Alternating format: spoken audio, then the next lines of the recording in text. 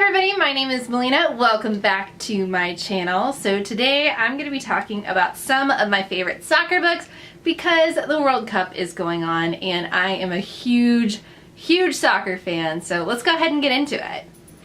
So first up, I guess I will start with fiction. So I only have this on my Kindle, so I'll put a little picture here, but my absolute favorite fiction book that kind of ties in with soccer is called Culty by Mariana Zapata, and it features a female professional soccer player, and I love it because it gives a good insight into what it's like to be a female professional soccer player in the US, where you essentially, the vast majority cannot make a living off of it, especially if they're not on the national team, and how some petty politics kind of play into things sometimes as far as who gets to play what game and, you know, national team rankings and like things like that. So it was very well researched and a pleasure to read. As somebody who's kind of lived in that world, I never played professionally, but you know, I did the Olympic development camps and I played in college, and you know, I was very competitive my whole life playing. I was a goalkeeper, and I just thought that it was a very accurate representation of kind of how that would go. Not to mention the writing is really nicely done,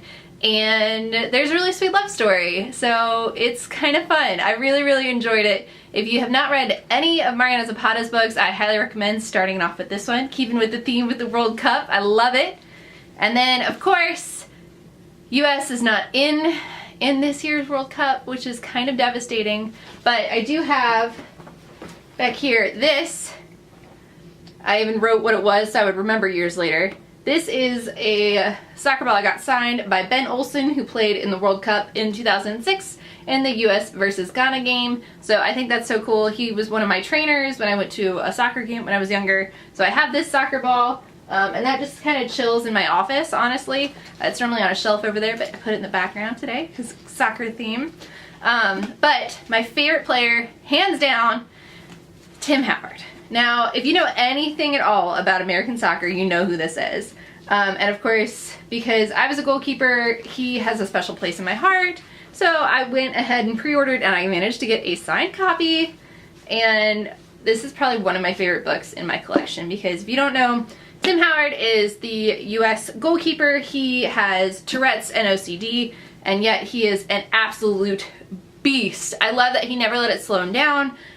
He goes into his personal life a little bit in here, but he also focuses a lot on his professional career. He played overseas for a long time. Now he's back in the US. And he had the most spectacular game.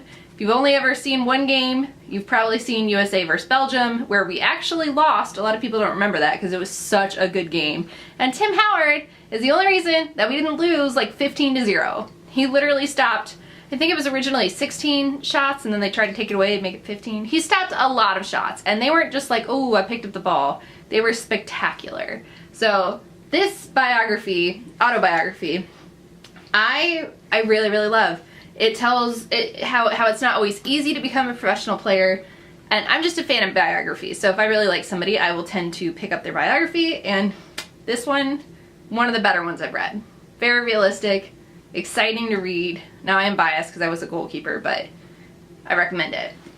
Now this one is also an autobiography, and it's Mia Hamm's Go for the Goal, A Champion's Guide to Winning in Soccer and in Life. I actually have not read this in a very long time, but this kind of has like, it has like a page from her training log. It has like some tips for like the inside of the foot versus the outside of the foot, the spin turn. Like, I mean, it's not just like, it talks a little bit about like her life. It has pictures from when she was younger, and like, you know, when she's winning with the teams. Now obviously, you guys probably know who Mia Hamm is, because if you know one female soccer player, it's Mia Hamm. But she was part of the 1999 Women's World Cup winning team, and she's amazing. I've had the chance to meet her a couple of times, but this book I read when I was much younger, and it was very inspirational as an aspiring female soccer player. It was a really great read. So, plus it's green, which is my color. It was meant to be. On the flip side of that, there can be autobiographies that are not well done. Now this is also a signed first edition. There's the letter of authenticity, Abby Wambach, which is cool and all, Except after reading this autobiography, I'm not as big a fan of hers. So she kind of talks about how soccer, she really only played it because she, you know, people thought she was good at it and she got attention for it. And then she talks about like her addictions and shopping, alcohol, drugs, just like, you know, everyone struggles with something. So it's not even that I really take issue with. It's more how she views the game. You know, she doesn't seem to play it for the love of the game, I guess. I don't know. I read this autobiography, I was really disappointed, so I wanted to include, I know this is my favorite soccer books, but I wanted to include one that I was kind of disappointed in. I pre-ordered it, you know, got the signed one, was all excited because Abby Wambach can head the ball like nobody else. But this one just didn't do it for me, so had to include it so that you don't spend your money on it, quite frankly. So those are some of my favorite and not so favorite soccer books because I love the World Cup. You know, I'm watching, I'm excited for every game, and I'm hoping that some of the teams I'm rooting for move forward. The three that I normally cheer for, USA, Canada, and Holland, are all not in it, so I'm just kind of arbitrarily picking teams, but still, it's a ton of fun. It unites the world, and I'm all about that. So I hope you liked this video. If you did, give it a thumbs up. Don't forget to subscribe. Leave me a comment down below on what team you want to win the World Cup, or if you even watched the World Cup. And I'll see you guys next time. Bye.